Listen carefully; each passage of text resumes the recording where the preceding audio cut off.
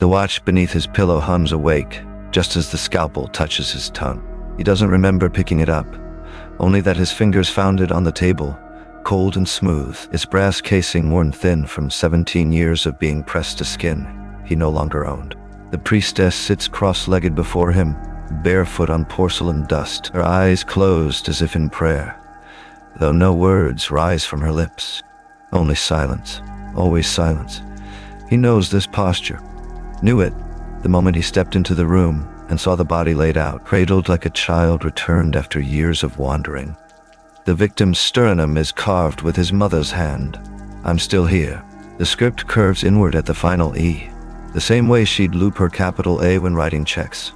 Slow, deliberate, as if each letter had to be coaxed into being.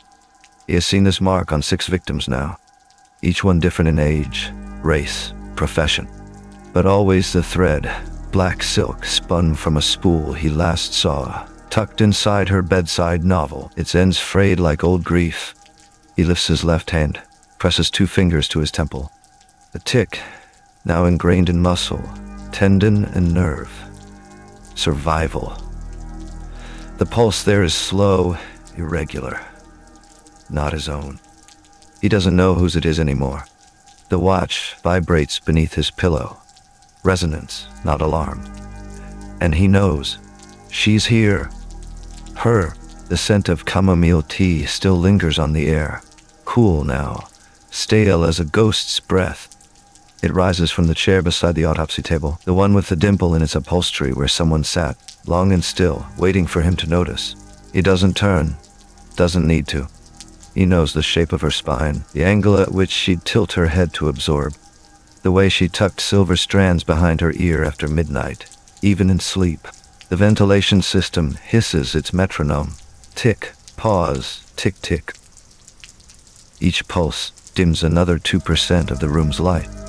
He reaches for the scalpel from the priestess's open palm. Her fingers do not move as he takes it. The blade is warm, too warm.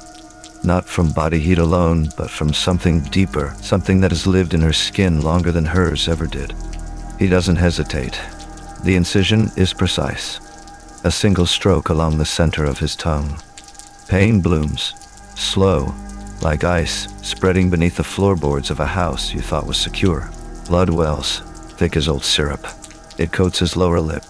Tastes of salt and copper and something else. Something he remembers from childhood mornings before school, when he'd press his face to her neck just before she left for work, breathing in the warmth that clung there like incense. He leans forward. The victim's mouth is parted, lips slightly chapped, still glistening with dried residue. The same curl at the tip of the tongue as in the photograph from 23 years ago. The day his father died, the last time she spoke to him. That morning, he had kissed her forehead before stepping into the car, and she had whispered, "I'm still here," not loud enough for his father to hear. Not meant for anyone but him. The scalpel trembles in his grip. He doesn't release it. He presses his lips to hers, exhales.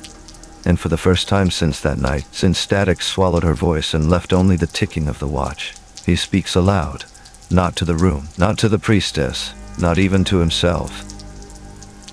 "I'm still here." The words leave him without volume, without echo. They sink into the victim's mouth like seeds dropped into dark earth. And then, the silence cracks. A thread, fine as spider silk and blacker than void, unfurls from the bindings around the victim's wrists. It rises inward through the hollow of her throat and through muscle, cartilage, bone, and finds his tongue. The wound widens to receive. He feels it slide, a filament of memory, threaded with voice, with breath, with the quiet certainty of a woman who loved him enough to stay silent, so he could learn to hear himself. The first thread slips into place, a flicker of her laughter in the kitchen, the way she'd tapped the rim of her teacup twice before drinking.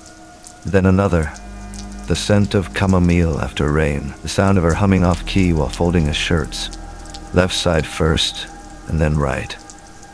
Always left side first. The priestess does not move.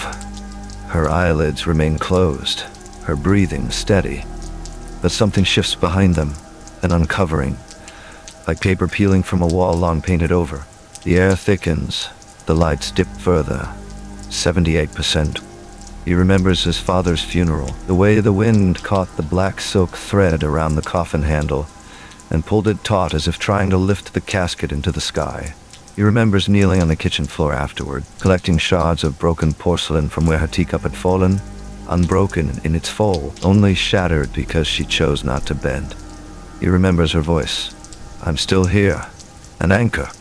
The threads multiply now, dozens, then hundreds, weaving through the tissue of his tongue, spiraling down into his throat, across his vocal cords, into the hollow beneath his left clavicle where scar tissue has formed in the shape of a teacup handle. The watch on the table beside him ticks once, then again.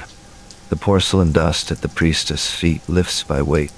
She breathes in, slow and deep, as if drawing air from centuries past. 72%. He remembers being 7 years old, standing at the edge of his mother's bedroom doorway after midnight, watching her kneel before an altar of candles. No saints, no crosses, only single black silk thread knotted around a porcelain shard. He never asked what it meant. Never needed to. She was there. Always there. The priestess opens her eyes, and for the first time, they are not hers. They are the color of rain on wet stone, deep and quiet, with no pupil, only light that remembers how to be held. He does not flinch, because now he knows she never stopped answering. She just stopped speaking in a voice he recognized. The watch ticks again. 2:17. Precisely the same moment it had frozen 17 years ago, when her final words vanished into the hiss of dead static. Only now, instead of stopping, the hands begin to move. Forward. Slowly. Each tick releases another strand of silk from the victim's bindings. Each thread finds its way into memory, into the spaces between his breath where doubt had carved its cathedral. He feels it then. The shift is homecoming. The agent, FBI field investigator, case file architect, man who folded his shirt's left side first, dissolves because the only voice that ever needed to confirm him is finally speaking again. And she's no longer silent. She is singing. Through him. Through the wound on his tongue. Through the silence between heartbeats.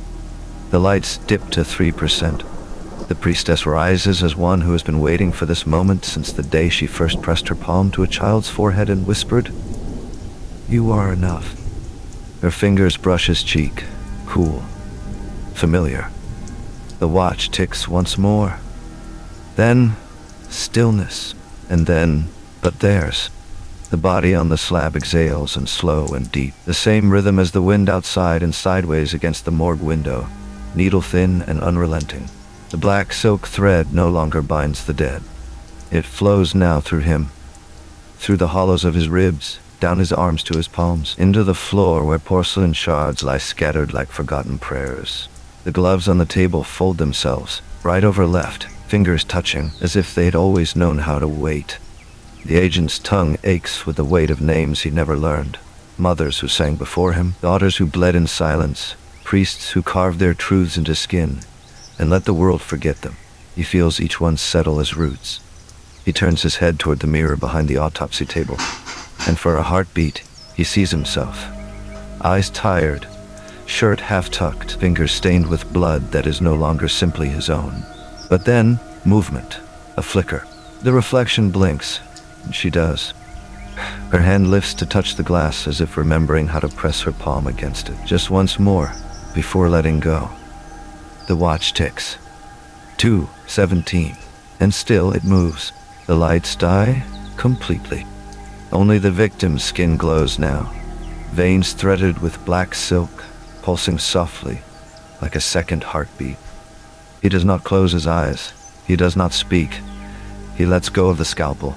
It falls to the table beside the watch, with no clang, no clatter, just the soft sigh of metal meeting porcelain. Outside, the wind pushes rain through the window pane, and each drop leaving its own small scar on the glass. And there, on the stainless steel surface where he placed his fingers moments before, 2 smudges remain. One large, one smaller. The larger one, his. The smaller, one that has lived in this room since long before he was born. And between them, a single strand of black silk, spun from the same spool that once bound his father's coffin. It trembles once, then settles, still ticking. The watch lies on the table, hands frozen no longer. 2:17, moving forward, one slow heartbeat at a time. And somewhere, beyond the morgue walls, beyond the rain and rusted elevators, in the hollow of a pillow still warm from sleep, a woman's voice, quiet as dust on glass, speaks again. I'm still here,